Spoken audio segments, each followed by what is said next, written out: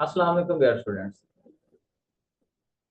Students. आज हम 12th chapter second year physics का एक बहुत अहम लॉ करने जा रहे हैं, जो है गॉसेस लॉ। गॉस लॉ आप कह लें।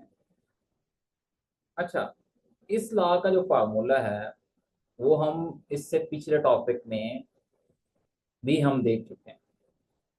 आप ये देखें, हमारे पास फ्लक्स है, electric flux is equal to q over epsilon not. ये हम पिछले टॉपिक में flux due to charge enclosed in a spherical shape closed surface, वहां पे भी हम देख चुके थे। तो बच्चों, इसी फार्मूलों को हम इस्तेमाल करते हैं। बेसिकली ये फार्मूला ही गॉसेस लॉ कहलाता है। अगर स्टेटमेंट की बात की जाए तो हमारे पास ये कहता है the net flux through any close surface is 1 over epsilon not times the total charge enclose in it.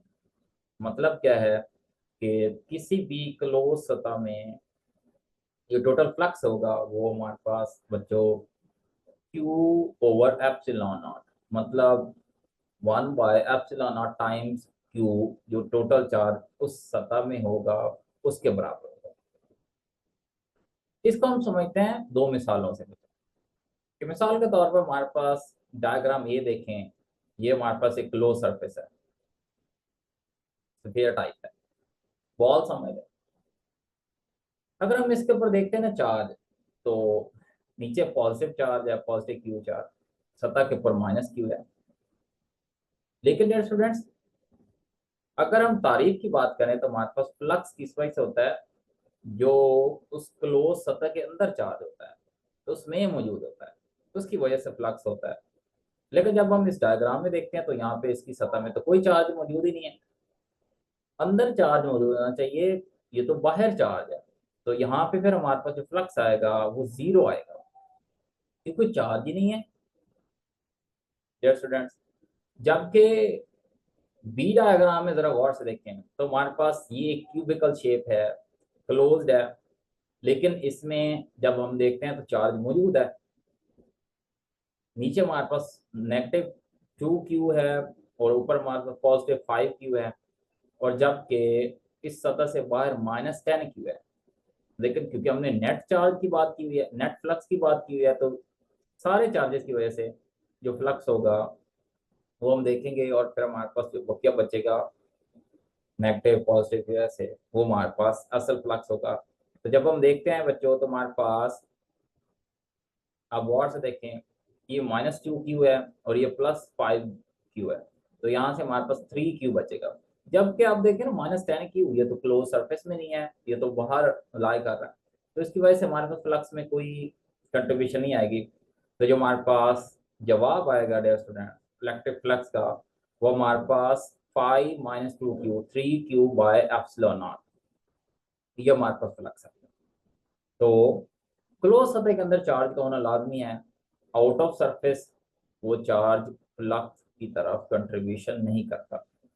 तो इसको हम देखते हैं डेरिवेशन में हमारे पास कि फर्ज करें हमारे पास एक आर्बिट्रेरी क्लोज सरफेस है, ये हमारे पास आर्बिट्रेरी एक रैंडम सी शेप है, कोई भी हो सकती है क्योंकि फ्लक्स जो है शेप पे डिपेंड ही नहीं करता, जिसमें बहुत सारे चार्जेस पड़े हैं हमारे पास, point charges Q1 Q2 Qn तक है। और आपको पता होना चाहिए हर चार्ज फ्लक्स में कंट्रीब्यूट करेगा।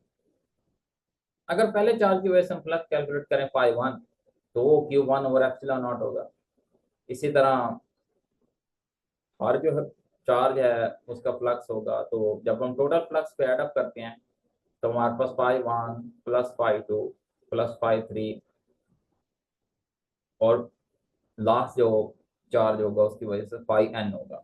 तो हमें फार्मूला पता है Q1/ε0 +Q2/ε0 और Q3/ε0 अप टू Qn/ε0।